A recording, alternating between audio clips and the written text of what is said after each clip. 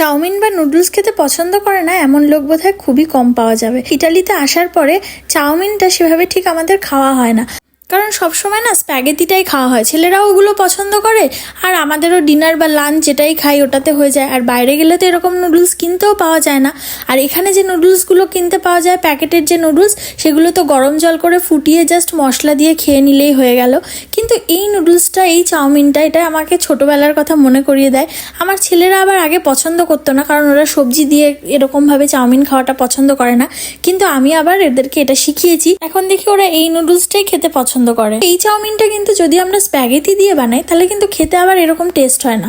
আর আজকে যে চাউমিনটা আমি বানাচ্ছি এটা কিন্তু সবসময় অ্যাভেলেবেলও নয় এখানে মার্কেটে। চাউমিনটা বানাতে গেলেই ছোটবেলার কথা মনে পড়ে। স্কুলে তো আমরা প্রায় প্রত্যেকেই এই চাউমিনটাই নিয়ে যেতাম প্রায় 2-1 দিন পর পরই। কিন্তু আমাদের এখানে আবার ইটালিতে কিন্তু বাচ্চাদেরকে স্কুলে এরকম টিফিন দেওয়া যায় না, কারণ এটাকে ওরা লাঞ্চ মনে করে। ইটালিয়ানরা যেহেতু স্প্যাগেটিটাকে লাঞ্চ হিসেবে খায় বা ডিনার হিসেবে খায়, ব্রেকফাস্টে কেউ ওরকম হেভি খাবার খায় না, তো সেই জন্য স্কুলে এরকম পাঠানো যায় না। এখানে স্কুলে মেরেন্ডা বলতে, ইটালিয়ানে মেরেন্ডা বলা হয় স্কুলের টিফিনকে।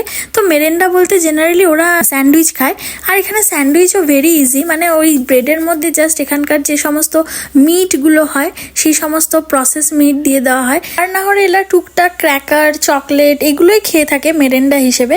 সেভাবে ফ্রাইড আইটেম কেউ এখানে মেরেন্ডা বা টিফিনে কেউ নিয়ে যায় না, বা জলখাবারেও কেউ কোনো ফ্রাইড আইটেম খায় না। এখানে তো সকালে ব্রেকফাস্ট বলতে কফি আর কর্নেট, তো এটাই এখানে সমস্ত লোকেরা খায়। আর না হলে দুধ বিস্কিট বা কফি বিস্কিট, তারপর থেকে কফি চলতে থাকে। তো এই সমস্ত খাবারের স্বাদ যে কীরকম সেটা যারা না খেয়েছে তারা বুঝবে না। বড় বড় হোটেল রেস্টুরেন্টের চাউমিন নুডলসকেও কিন্তু এই ঘরোয়া সিম্পল চাউমিন বা নুডলস কিন্তু হার মানায়। আর যারা না খেয়েছেন এটা একবার ঘরে ট্রাই করে দেখবেন, দারুণ লাগে খেতে।